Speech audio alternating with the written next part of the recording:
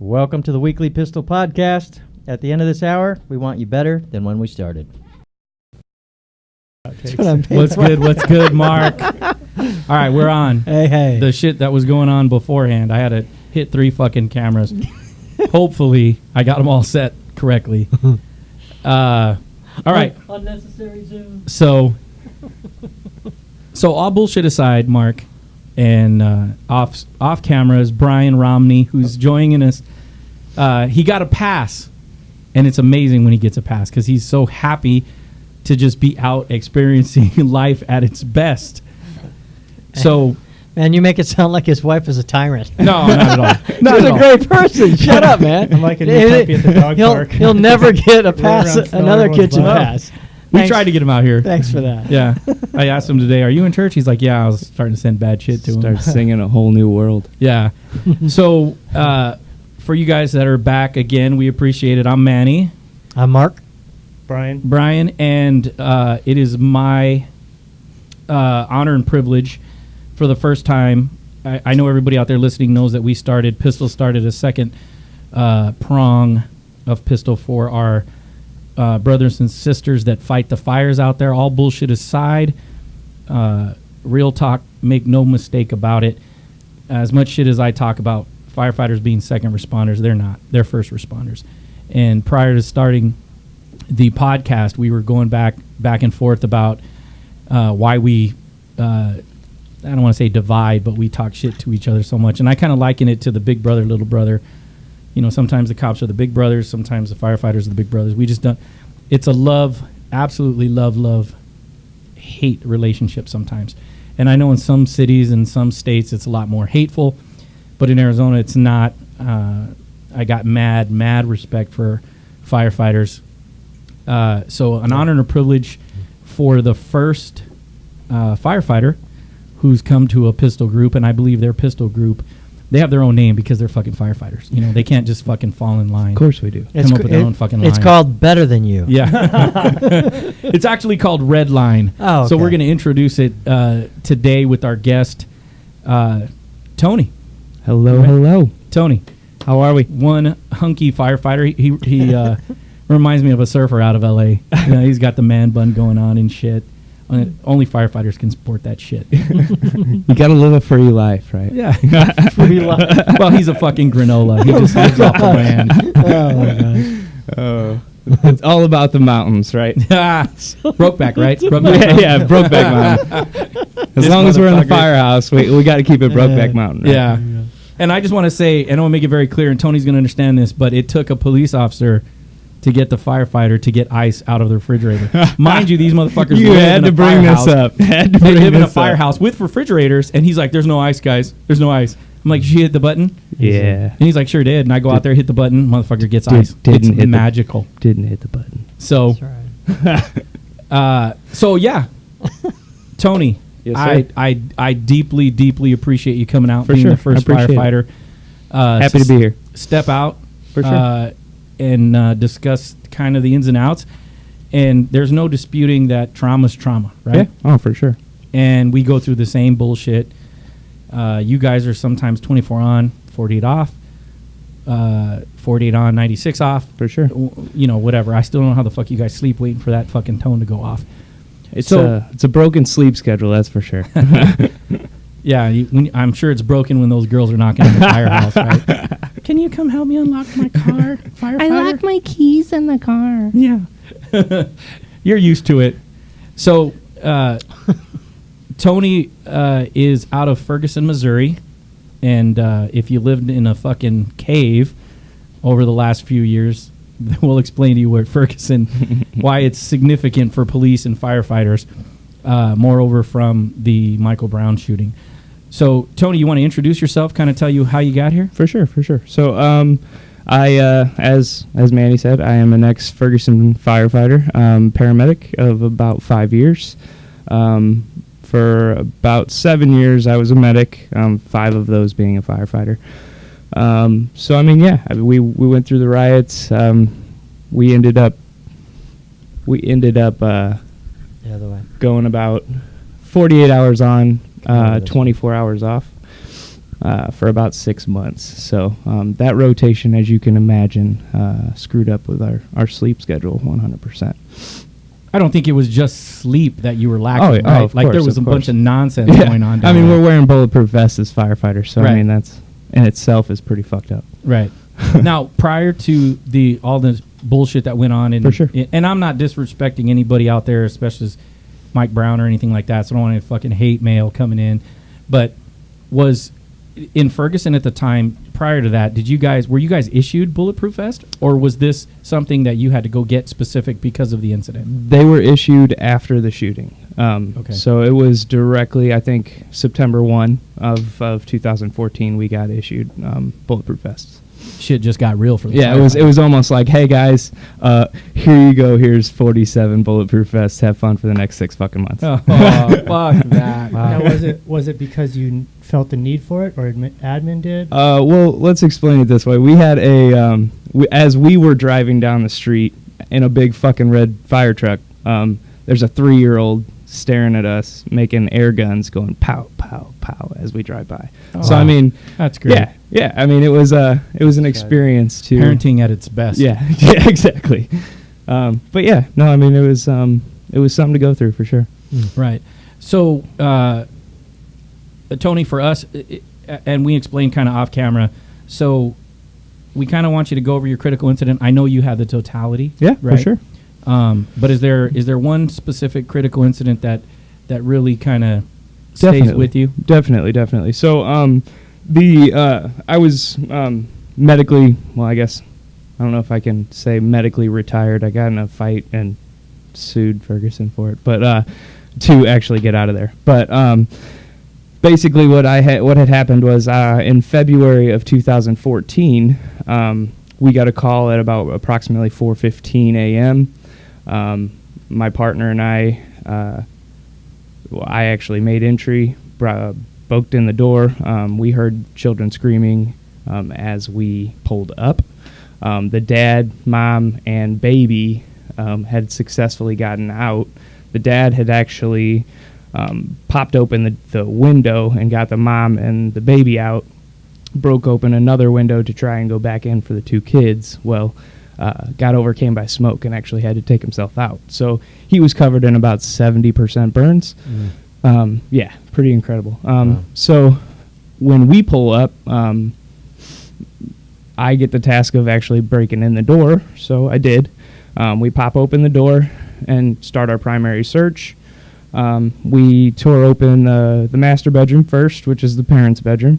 Absolutely nobody in there. We tore it up in about 10 seconds. I mean, cleaned it up. It was pretty cool how fast we actually did work. From there, we went to the kids' bed. There was a bunk bed in there, so we saw toys and stuff like that. So we thought, that's probably where we would find them. Didn't find them, actually. So we were like, okay, so where are we going to go? Went back out to the living room, and as we entered into the living room, I shined the TIC, or the thermal imaging camera, over to the front door, and that's where we actually had seen the 2 kids. So they had actually been banging on the front door. It was dead bolted, and when I actually popped open the door, I had hit one of them with the door. So didn't leave the kids after that. I think it was approximately 4.5 hours on scene. My partner and I didn't leave them one time. After that, it was kind of a pancaking effect when the riots hit. So as, that happened, 6 months later, something like that. So as that happened, I kind of mentally took a downturn, kind of lost myself. My mom actually called me one day and was like, hey, do you know how long it's been since I talked to you? I was like, no, a couple weeks, something like that. She's like, I haven't talked to you in fucking 3 months. So, it was a distortion mentally. Where were you at the time? That 3-month period, can you kind of go back and explain? So that critical incident happened prior to actually Ferguson becoming Ferguson. Yes. So can you kind of go over what occurred during that time frame right after that? Honestly, I don't know that I can. And that's kind of the mind fuck in itself. I don't remember. It all kind of molded together. So when I had actually started to get treatment for my PTSD, when I finally blew up on my captain and he sent me home in about 6 months after the riot, basically I had realized that I had put together everything. So from the kids burning up to Michael Brown being shot to the nights that the verdict happened, and we had 27 factory fires going from 9 p.m. till 6 a.m., I had actually merged everything together and lost a sense of time. And that in itself was a crazy experience to go through, Right. realizing that. So it's during that time. So for us, that the viewers that are watching, the critical incident happens with the fire and the children. February of 2014. And then how much after that is Ferguson? August 9th, 2014 was when Michael Brown got shot. And So then from let's see. February to August. Yeah, and then let's see.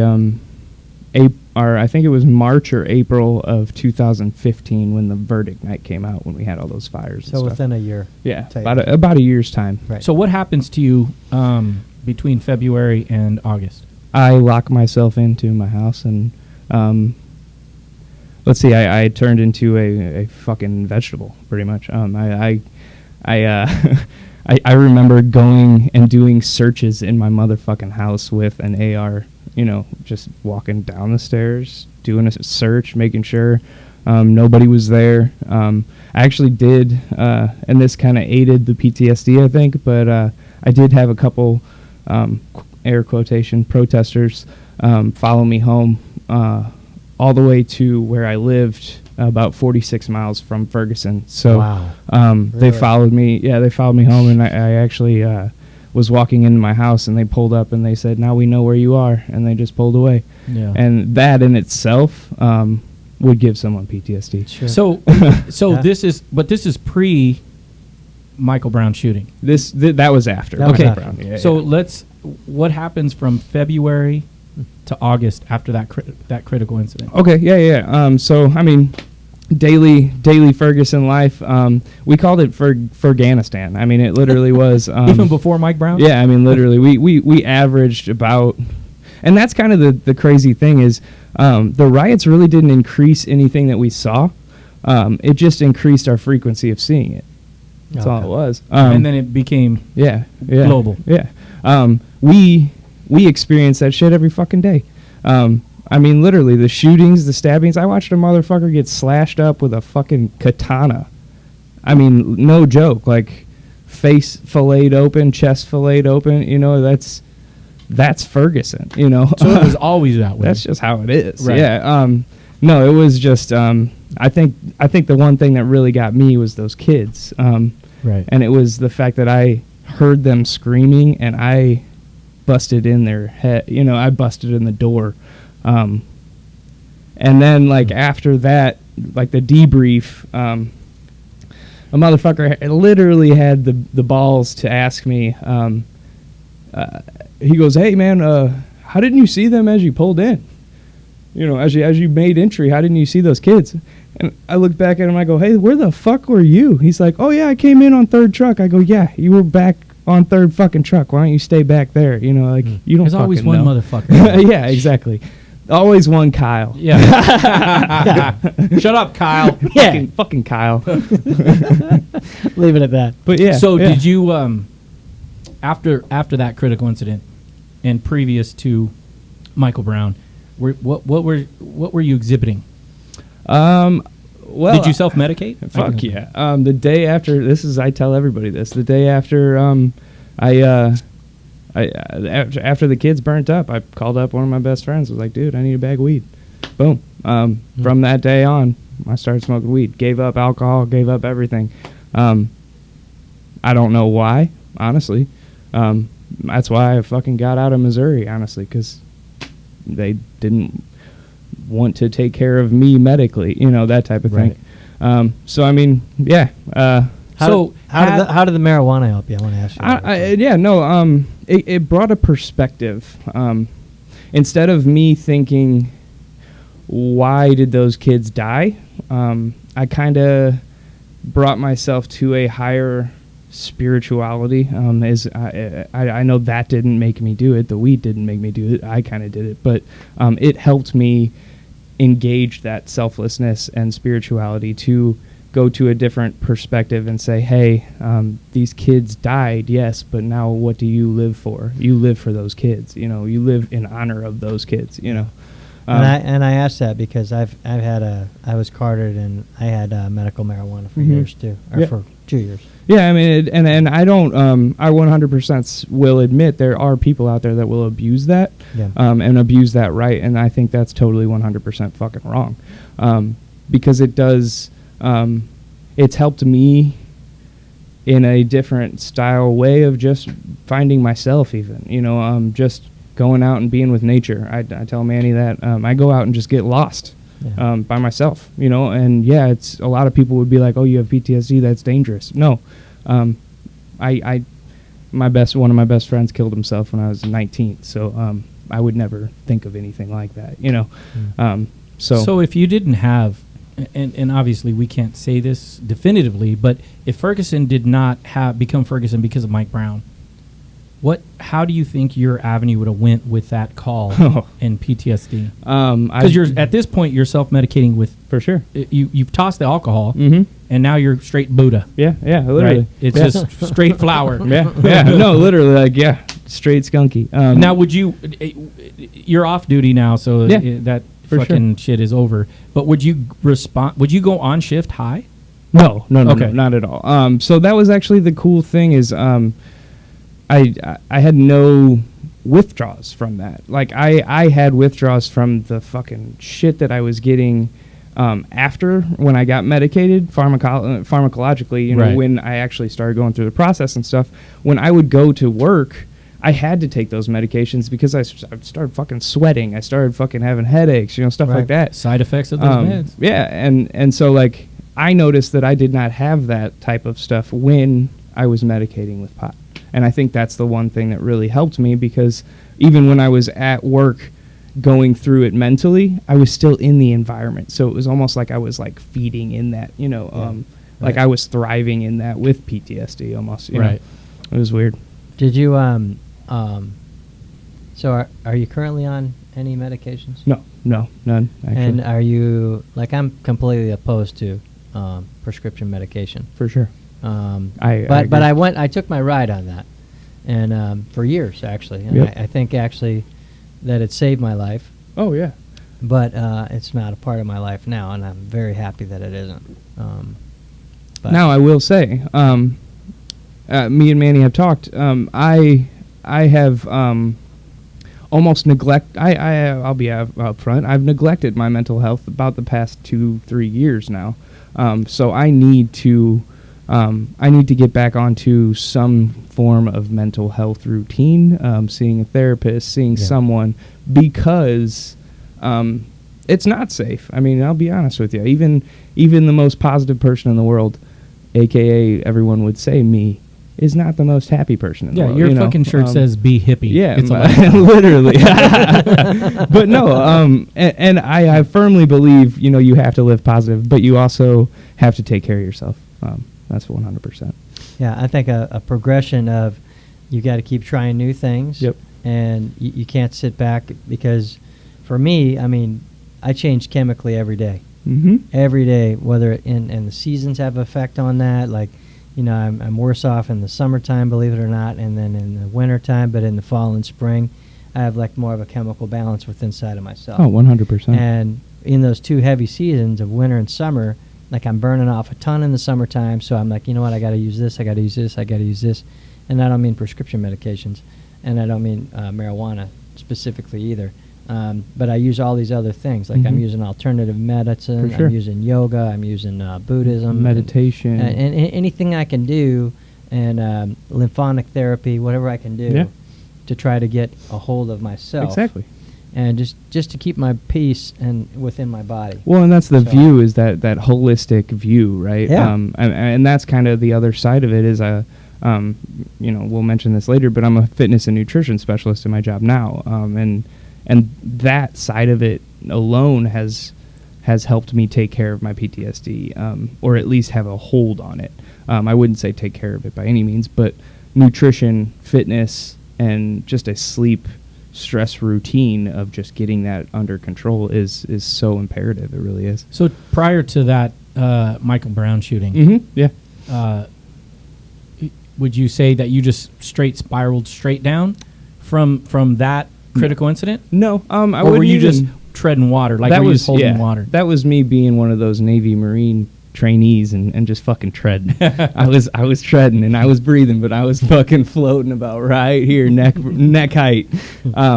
But yeah, I mean, You say that, but what does that look like in your life? okay, so yeah, Were you single at the time? Did you have a family? So no, that's a great question. I have been in a lot of relationships in my days, and I've ruined every single one of them because of that. Now I was engaged to a beautiful RN at the time, beautiful little redhead, and yeah, totally, ruined that because of my. Ruined it how? How would you say? Let's see. I shelled it off. Instead of embracing that I had a problem, I hid the problem, and then hid and actually just deteriorated the relationship. When really it takes communication and trustworthiness for that person to understand what you're going through. And I was afraid of that, pretty much. So shame. Yeah, Yeah, a lot of it shame. was ego is what it was. I was a big ego dick is what I was. So how would you say you sabotaged it? Was it because you weren't drinking, right? No, you were no. straight on Yeah, bud, so yeah. you should be low key. Yeah. How would you sabotage it? So I would find things wrong with her, of course. Like if it's nothing wrong with the relationship, I'm going to go straight to nitpicking. And that's what I did is it was just little fucking things that I just took so far out of proportion. Like, Right. turn off a fucking light, like, what the fuck, So did you have a lot of? So with your PTSD, with me, I had a lot of anger. Yeah, I was like Brian a- talks about anger all the Yeah. time. I was like a little Hulk. Yeah. So you, That's we've exactly heard what that I just before. said. Yeah, no, literally. That's the best way to describe it. Literally, no, and that's what I tell everyone is PTSD should be called Hulk syndrome. Oh, yeah, that's a good one. Because it literally turns you into someone that you're not. I dated a girl after my fiance. Actually, in between. Let's say that in between. Actually, my fiance, and she actually had a 4-year-old daughter, and the 4-year-old daughter made one of those screams that the kid made. Scary. Game over. And I went into just fucking ballistic mode, I get my AR out and I'm searching the fucking house. I'm like, where is she at? I got tears coming out of my eye. I didn't even remember any of this shit happening, Right. So, Now, was she aware when you were dating? she Did you was. make it aware of her that? I was very, very clear that this was going on, and that I didn't know what the fuck it was. But I don't think I've made it clear enough to anybody. I don't think they'd understand. Even That's if a you good did. point. Yeah, Well, no, and it's hard for us to explain when we're in the throes of it, too. Yeah, Well, well, what are you don't gonna know. say? I fucking Well, and I've also found that I latch on to. I almost search for other people who have been through traumatic incidents. The last engagement that I was in, I've had two. The last engagement I was in was her mom had passed away from a heroin overdose at 18. And See, you're good at finding trauma. it's victims. heart-wrenching. Yeah, she understood the trauma, and I think we embraced the trauma together. Yeah, And you're gonna fix each other? We lived in the shit together, Right. No, it's the camaraderie, right? Yeah, It's like, oh literally. man, I know how you feel it because yeah, but you I don't do know that's Yeah. camaraderie. I think that's like he said, Well- come sit in my shit. Yeah, and then I'll let's sit in your live in shit. fucking misery together. Right. Let's Oh, that's let's it. let's self-deprecate Yeah, each other. Yeah. Well, and it had even been to the fact that it was a shell. Like I wasn't even myself around the girl because we just had this only one thing in common. And it was Right. weird. Is that hindsight, or did you share daily incidents with her? That's a great question. No, we did not. We were not very communicative at all, actually, and that probably was the reason. If she would have understood that I had a fucking gym job at the time and the number game was playing hardcore stress on me, she would have understood that I was blowing up on her because of that. But Right. that's me. I'll take full blame for that. So at this time, this is all pre-Ferguson. Yeah, I mean, yeah. pre-Michael Brown. Mm-hmm. You're exhibiting anger issues. For sure. Did you have? You said no suicidal ideations. Oh, okay. No, I have. Were you reckless? I still think about death and suicide today. It's always in your mind. If I could explain it, I still, like, in my job today, I still explain it to people as, like, I walk down a path every day, and every stop sign says "fucking off yourself." You know, That's good analogy. Yeah, it is. that's what it is. You know, that's PTSD. But it's all in how you look past that fucking sign and say, "Fuck it." You know, what's on my path instead of what's on that sign. So, between the critical incident and between Mike Brown, what were your symptoms? Night terrors? Oh, okay. So let's see. I was. I'll go through a day with you guys. Sounds good. So I woke up every day at about 4:15.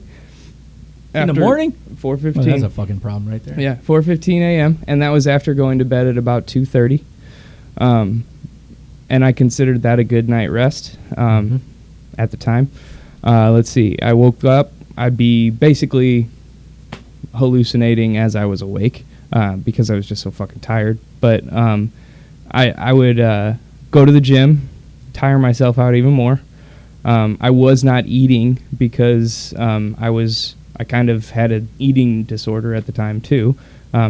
For all you guys out there, I used to be 275 pounds. I'm now 166, so there was a little bit of that going on. So I wasn't. Was that intentional? Like you say, Yes. eating disorder. Were you starving yourself or trying that to get that thinner? when I lost my 100 pounds, yes, no, that was a 100% the wrong way of doing it. I starved myself and was prescribed Adderall. Because I That was- remember when I was in crisis, I didn't eat because I didn't remember to eat. Yeah, well, that was the other side of it too. Is almost the Adderall curbed that eating sensation, plus the anxiety had fucking just. I had no intention of eating Yeah. whatsoever. You Like know, my wife would say, "When's the last time you ate?" And I'm like, "I don't know." exactly. Yeah. Yeah. I would get sick or nauseated when eating, especially with like Yeah. any kind of Yeah. meat. No, I or- didn't have any appetite whatsoever. meat or Yeah. bloody, Yeah. anything like it was that. in my crazy. mouth. You just like Yeah. you're a fucking zombie. Yeah. You know, Yeah. it's Yeah. nuts. It really is. like, Yeah. No nutrition for your body. You're just like walking around like, what the fuck? yeah. I got 2 hours of sleep every day for the Like- last 12 Like, days. and I remember the my funny head's thing. spinning around. Funny thing is, I remember in my lack of sleep craziness. I remember watching a documentary on Nikola Tesla, and Nikola Tesla didn't sleep fucking but more than 2 So to now 3 you're a hours genius. night. Now you're fucking and I'm brilliant. Like, I'm like, fuck yeah, I'm just a genius. Neither did Einstein, by the way. Einstein only took I had 45-minute naps. Yeah, exactly. So when would you say that you started back, or did you even start back to a normal life after that critical incident? I still don't have a normal fucking No. life. I've been homeless a couple times. You know, I mean, literally, like, there was no, let's see, what should I call it? Following up of care, whatsoever. They gave me a $30,000 check and said, go on your way. Right. Which lasted me maybe a year and a half. You know, I mean, literally. So let me ask you this. So we've already got the critical incident up to Michael Brown. Yep. So you're already doing everything you possibly can wrong Yeah. in those months. Yeah. So now take us from Michael Brown forward. What happens after that? All right. So from Michael Brown forward, after the event had happened, we got kicked onto, like I had said, 48 the event hours being on. Michael Brown? Yeah. The after that event, I worked the next day. And so we had scheduled, tons of press conferences, tons of shit like that. And we had been told, I think it was a week after that day, that we were moving to 48 hours on, 24 hours off of a schedule. That's a fuck shift, man. Yeah. So, Yeah. it was a circle of death is what it was. And then let's see. Every night at about 5 p.m., we would take our trucks to the command post and meet at West Florissant Road. On everybody probably saw that on the news. Good old West Florissant Road where they met the fucking police line and all that intense shit happened. But what wasn't told was all the surrounding shit happening. that's the part that really was crazy. Was the protesting line and all that was happening, and that was great for the media. But what wasn't being told is we had dudes in pickup trucks. We had dudes in blacked out cars, shit like that, surveillancing the Ferguson area with shotguns and ARs and shit, and they weren't cops. Antifa. Yeah, they Fucking weren't motherfuckers. cops. We'll put it that way. So everybody says it wasn't, that bad, blah, blah, blah, blah, blah. Well, it's the hypersensitivity that you get from that, from knowing that there's motherfuckers around there trying to kill your ass, every day. We walked into a house call, a normal medical call for I think it was 59-year-old chest pain patient.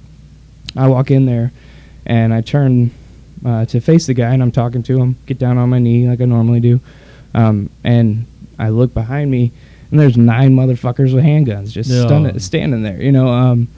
That's the shit that wasn't being told, So, So it wasn't even just law enforcement that they didn't like. No. They didn't like you guys either. It was either. a trust thing. Yeah. Right. It was you're the authority thing. They didn't like authority. Yeah. Anything with lights on it. Mm-hmm. Yeah. They didn't Well, like and authority. but that's the other side, though, is I was fucking friends with most of them. Like, I literally got along with most. Yeah. Once that happened, it was like, fuck you. Fuck Betrayal. you. So did It's you grow crazy. up in Ferguson? No, I actually, okay, so I grew up in St. Charles, right outside of St. Louis area, but I actually went to Walnut Grove Elementary. My grandma was a school nurse there in Ferguson. I also went to McClure North, which is in Ferguson, as a preschool. My dad was a Bridgeton cop, so I'm a North County boy through and through, and that's where Ferguson is. So Right. I had always been one for the North County area, so I had always had dreamed of going back there and working, and it was the busiest fucking place in St. Louis. So, So being on the rig, yeah, throughout your career and Mhm. even through after Michael Brown, for sure. how would you say was it always adversarial, even when you first got on, even post Michael Brown, or was it adversarial after Michael Brown? It was adversarial after 100%. We had our run-ins with bad people, obviously, but for the most part, the firefighters were respected. We were there to save their life. We were there for one fucking reason: to save someone's life or help them in some way, right? After that incident, it flipped for some reason to where we actually had about a square mile radius of a place that we had to have bulletproof vests on at all times when we entered that radius. So, I mean, it was nuts. Because they just didn't care for your authority. or Fuck whatever. no. They'd pop off rounds like it was nothing. Like, Really? Here's the thing, though. They keep saying, "Oh, yeah, your authority, your authority." Firefighters. we aren't authority. I We don't, have no I don't fucking say that. I don't authority. say that disrespectfully. But it's I think true. They're simply there to help you. Exactly. That's like saying, "Oh, a doctor, so you're gonna make me better, huh?" Well, no way. Well, I think part of it is the uniform, yeah. the But lights, still. the We sirens. wore navy blue. How Right. grow up? Oh my god. Yeah. So That's insanity. walk us through what it was like. How long? Because we only got the CNN version or Fox News version. Yeah. How long was it from the next day after Michael Brown to the day it actually subsided, or you left? One or the other. Yeah. So the day that it subsided was, I can't remember exactly, but I want to say it was January, February, or March. One of those 3 months. And basically, it ended in a verdict. The verdict was that Darren Wilson, the cop that had shot Mike Brown, was not responsible for the death. It was an officer involved, Shooting. justifiable. Right. Well, that didn't raise up too nicely with everybody. So the night that came out, I was working, and we had National Guard in our firehouse. We had SWAT in our firehouse. We had FBI on our roof. I mean, we had a fucking airplane circulating at 34,000 feet, Wow. pinpointing motherfuckers. I've been on that plane. I've been on that plane. Craziness, right? they're motherfucking crazy. Seriously, I'm scared as shit of those people. But yeah, no, we had like high-ranking members of the Black Panther Party there, and so they basically were monitoring them. And so that night that they came out, they had made threats that they were going to burn the motherfucker down, all that stuff. Right. Well, they did. They were very successful at that. About 9 p.m. or about 8:20 rolls around.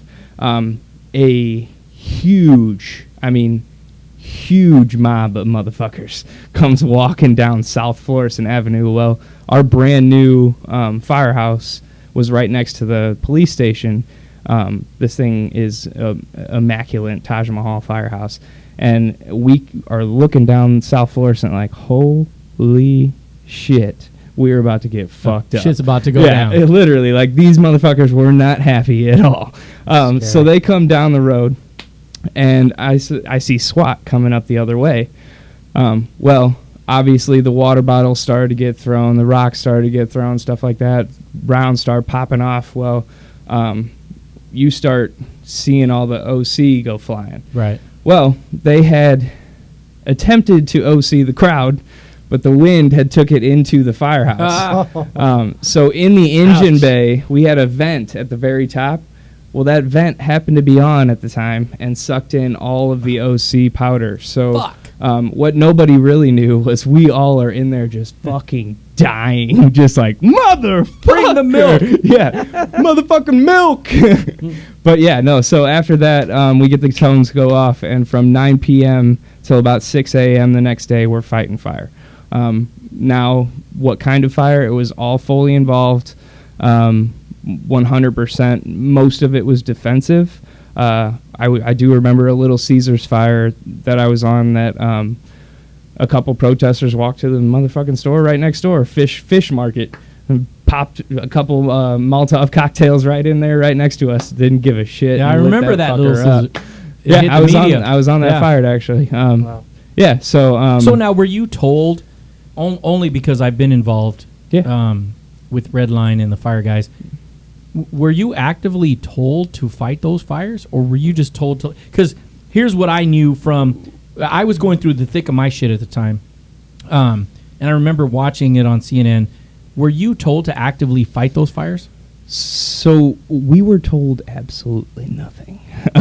Literally, like there was no National Guard presence. There was no cop presence. The cop presence was where it should have been at West Florissant on that line. Yeah. They didn't have anybody to protect us. Right. And that's what we had found. We had one cop with us all night long, literally one fucking cop. And what was he doing? Working his ass off. He really was. But there was so many fucking people running around, throwing shit, burning fucking trash, dumpsters on fire. Right. You can't engage. There was so just what was no way of helping. What was your directive? Our directive was wherever we were told to go, we go and we put water on that fire. That was our directive. So they were dispatching you to calls? Yes. Or were you just running around putting out fires everywhere? So that's actually hilarious that you asked that. The Little Caesars that we were on, we went to the next fish market, put the fish market out, luckily, and they had proceeded down to the Walgreens, which was about 200 yards away from us. They lit that motherfucker up. Well, we had been there at the time where they had just lit it off, so we, being the aggressive Ferguson rats of St. Louis, is what they called us, because we were always finding our way in fires. That's awesome. We go into that motherfucker, and we're like, we get this motherfucker out. We don't want this Walgreens down because it's right next to the house. We walk here, we need this. So we go in there, and we regretted that. That was a bad one, because we went in, and all of the aisles were up when we were there. And once we had made entry and gotten to the back, they had all collapsed. So we then had to find our way out. And, fuck. Yeah, so imagine not being able to see shit and trying to get out and not knowing where the fuck to go. So let me ask you, This is coming on the heels of your critical incident. Yeah. What are you doing on your day off? Oh God, scanning through news all day long. Are you sleeping? Fuck no. Not at all. I literally Fox News scrolling through the TV, Facebook scrolling through all the ads, all day long. It was insane. I was so fearful of what not being there when someone died. We had a motherfucking cop get ambushed. Nobody probably heard about this, but he literally there was a guy hiding behind a tree.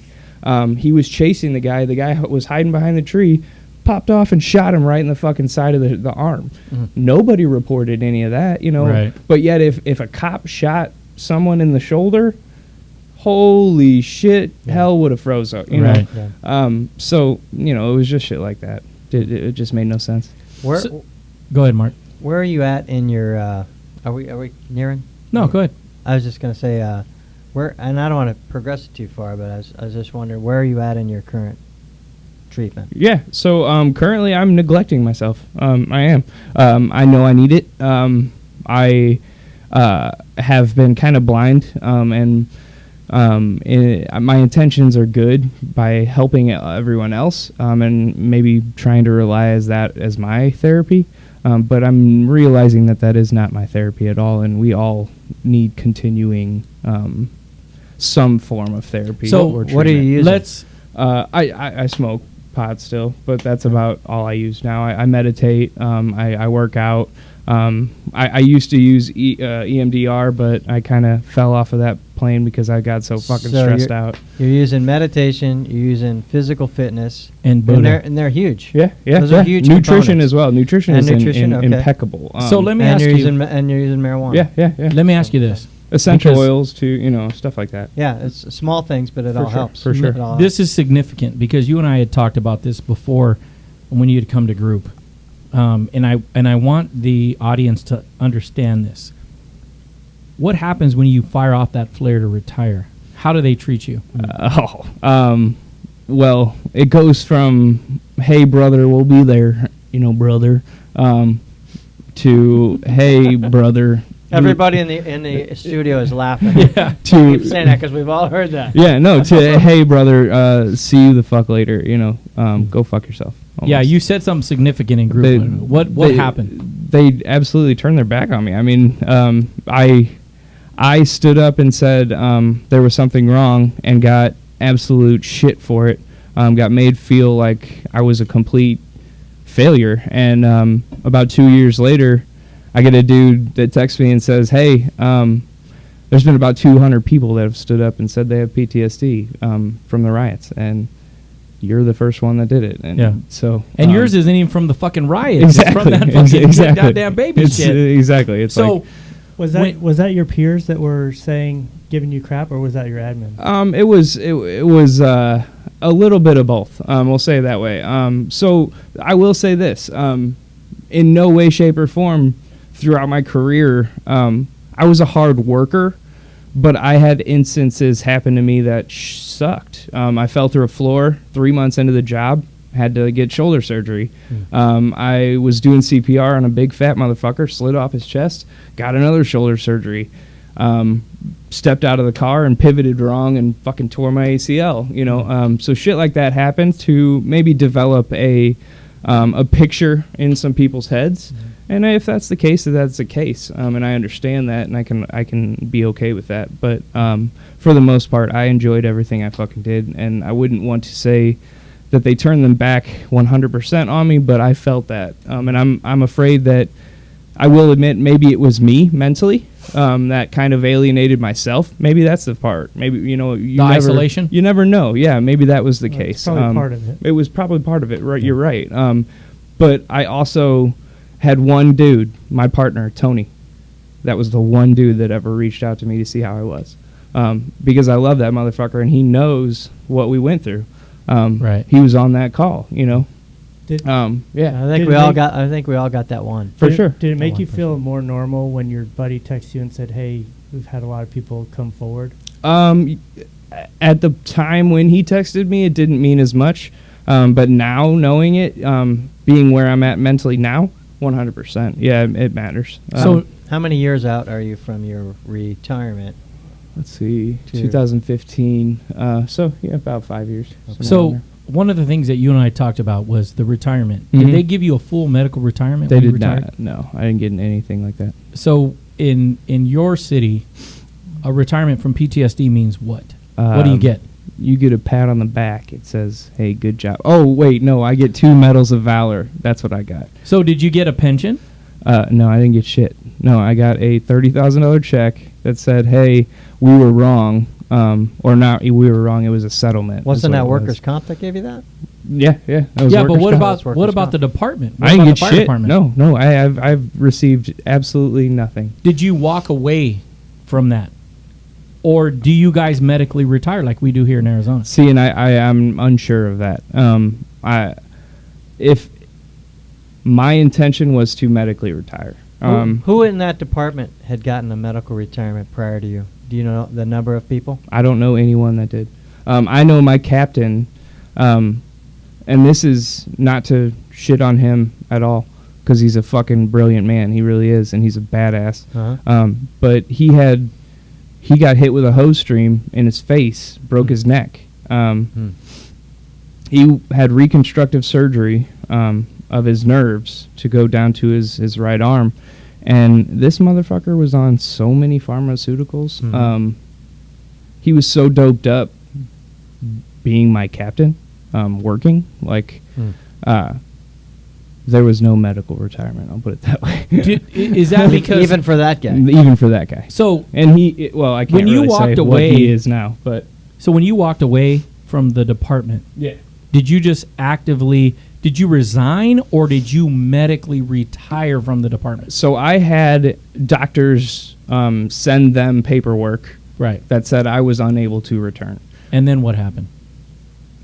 Then I got a $30,000 check 2.5 years later From work comp or from the from city? Work from comp. I think it. I am not sure. That's where I am at. I have no idea. That right there, what he's illustrating, you guys, is the fact that when you're deep in the throes of this, you're not your own. Yeah, you're not your advocate. I wasn't Because- myself. You Yeah, know? I because mean, you're trying to struggle through the next 7 minutes of life. Yep. So that's all the more reason why you need a lawyer, you need an advocate, whether that's going to be your spouse or that's going to be, one of your parents, your best friends. Somebody's got to be in your corner. Yeah. And you got to have a strong union behind you. They got to ally themselves with you Yeah. as a person, as a firefighter, as a cop. hindsight being 2020, I had all the connections I needed. I would have talked to one of my really good friends back home, who is a huge part in our union. He probably would have gotten me the steered me in the right direction and stuff like that. But that was a great point that you brought up, because I was going through so much. I was on the first flight the fuck out. I didn't want to be in that area, Yeah. let Yeah, it's alone scary. deal with any of the shit that happened. It's you know? traumatizing to you. So that's exactly what happened. I ran. I went to fucking Seattle. Did you have PTSD in Seattle? Yeah, I did. Okay. And I found that out pretty roughly, actually, because it gets real dark there. Yeah. And I got real dark there. So I moved to Arizona where it's sunny. So let me ask you. So what I'm understanding is 7 years on. Yeah, yeah. 7 years as a medic, 5 as a firefighter. So is that together? So is that 13 years? No, that was 7 total Okay. as a medic, and then 5 within that 7. Right. So 7 years, and you're worth $30,000. You walk away. Exactly. They give you $30,000. Yeah. Today, you still have PTSD. Yeah, today I still have PTSD. That $30,000 lasted me about 1.5 years, maybe, and I was being real conservative with it. What did you spend it on? A tiny house. Okay. I wanted a shelter because I had been I've Isolated. been homeless twice. So I wanted to have some shelter, and finally I did make a bad decision and actually sell that house. But it is giving me some form of residual income, so that's okay. Okay. So let's move past that. You're in Arizona. What do you do now? I am a fitness and nutrition specialist at a medical practice that is pretty unique. It's called Heart Fit for Duty. We serve all firefighters, cops, and military, ex-military, and their families. So we come in, we do physicals on each department, but we also see primary care as well. So every new patient that comes in talks to me. We go over the 4 pillars of health. I describe that as basically stress, sleep, exercise, and nutrition. So we go over that together. And then kind of we just go from there. I pass you off. We go over blood sugar, what we should be eating, the risk factors for first responders, because we've actually developed a meal guide that focuses solely on the risk factors that we present with. So it's a really cool position. I stumbled on it. Kepra, the owner, is amazing, and she kind of just found me out of nowhere. I was actually three days away from moving back to St. Louis. I was homeless and sleeping in my car, and she hit me up, and I was like, "What the fuck? Like, how does that happen?" Yeah. You know. And just so you know, for transparency, during my fiasco, I was sent to Hartford for duty prior to Tony being there. They helped me out with my ticker was having some issues because of stress. They gave me the diet plan. It worked out very well. I haven't been back since, but I can honestly tell you that they do care about first responders. So because of the situation you're in now, with Heart Fit for Duty, what would be your advice to a firefighter or police officer who's struggling with stress and the issues with the heart and all the stuff that comes along with it? Well, with everything that we're finding nowadays, it's imperative to get it under control as soon as possible. If you're even stressing a little bit, now we have, I don't know if this is just me, but I can spot a cop from a mile away. Now the mask is off. I can. We see it every time. I can spot a fucking cop from a mile away. But firefighters tend to hide it a lot more. They really do. So they'll be happy-go-lucky, for their spouse and everything, and not really open up. That is the most important thing: is have someone that you can actually confide in. Be it a fucking pen pal. I don't give a shit. Just someone. And make sure that you have a routine for your mental health. Be it meditation. Be it nutrition, exercise, making sure you're sleeping enough. That is imperative, is sleep, we're finding. If we're not sleeping, our brains are not recharging, our bodies are not accepting what they should be, Right. Without sleep, you turn into a monster. You evolve into a psychopath. Yeah. Well, Yeah. look, I'm not we kidding. know You're just crazy. with military, that's a form of torture. Exactly. So- Exactly. I heard. I think it was one of the guys that ran for vice president one day. I forgot what his name was, but he said sleep deprivation. He said, I'll tell you something. He said, you'll sell your mother's soul. Oh, yeah. For 2 hours worth of sleep. Oh, Fuck yeah. I've Dude, actually- I hallucinate shit. Yeah. If I don't And I sleep, know I'm what done. he's talking about. I remember Know that what he's exact talking about. thought going through my, I was just like, what the fuck can I do for some sleep? Yeah, Like, I would have done Yeah. anything if I could have was got amazing. heroin. If I could have, yeah, literally. Like I mean, a just guillotine. something. I would have tried it. Like, Fuck it. like Mike Jackson, I would have fucking done some propofol, like legit. Jackson juice. So Something. let me ask you this. In closing, because Yes. we're wrapping up the podcast. For sure. You showed up to a pistol meeting I or did. Redline meeting. Redline. What did you think? It was awesome. Bunch of cool people, just talking about shit that we go through. We're not alone by any means, and so why not confide in some other people that are going through the same thing that you're going through? Unity is the best policy. It really is. Even I know I'm a big old hippie, but unity is by far the thing that we need with how polarized we are and everything else. We need to come together at some point, and that's the one thing that I know for sure. Keeping it real. Brian, you got anything for us? No? Mark? Yeah. What you said about unity and a higher consciousness and all that stuff, and I'll tell you, the camaraderie inside a pistol has done as much for me as any prescription medication any therapist, any psychiatrist, any psychologist has ever done. And it's not that misery loves company. It's that you need to know that you belong and you're worth something. And we give a damn about you. For sure. And stay with us. Yeah.